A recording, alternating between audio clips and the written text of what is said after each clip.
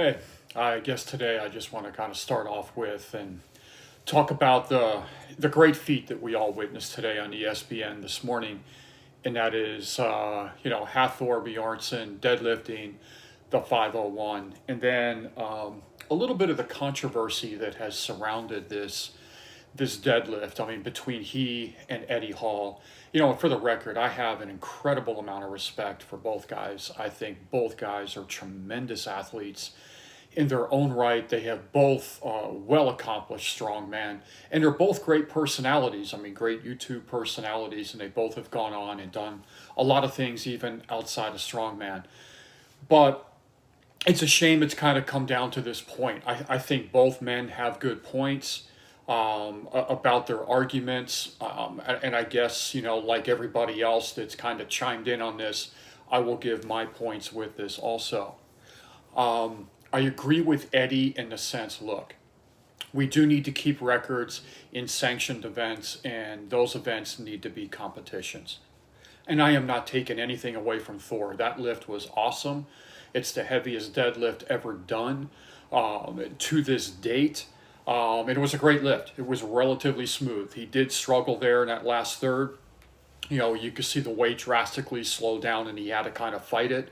If I were to compare that to Eddie's 500 kilogram, Eddie's was clearly a smoother move.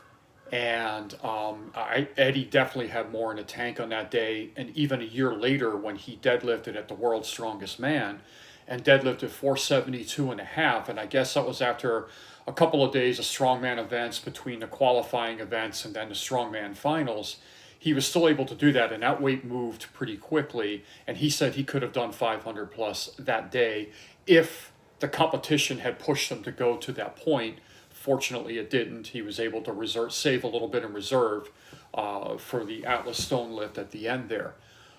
So I still think, in my opinion, Eddie Hall is the greatest deadlifter of all time. Eddie also being a smaller man in stature.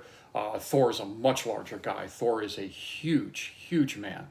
But as I said, I am taking nothing away from the feat that Thor accomplished. In my opinion, and this is for all sports, all competitions, like track and field.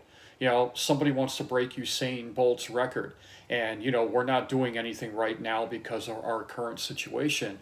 And so you go out there and you say, okay, I'm going to get an official timer, an official Olympic timer, an official, USA track meet timer, and I'm going to go and I'm going to try to break his record and say, he goes ahead and breaks the record.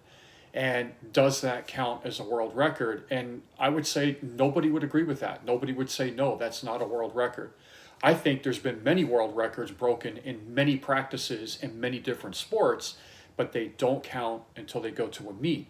I mean, we have to keep a certain standard of things in life, in sport. There needs to be standards, and these are the standards, and they've always been the standards.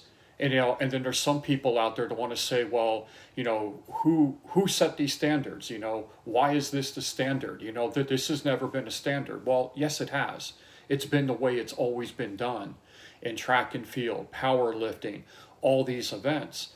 We have to keep a certain standard, to lift in your home gym, your home crowd, and all that. And yes, the weights are calibrated. Yes, the weights were 100% legit across the board. And as I said, I just think in order for it to count, do it in a competition. Do I believe he can do it in a competition? Absolutely.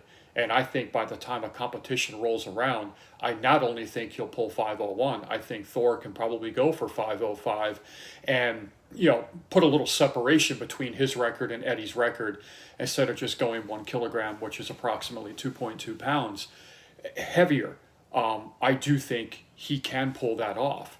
And I think this was great for the sport of strongman.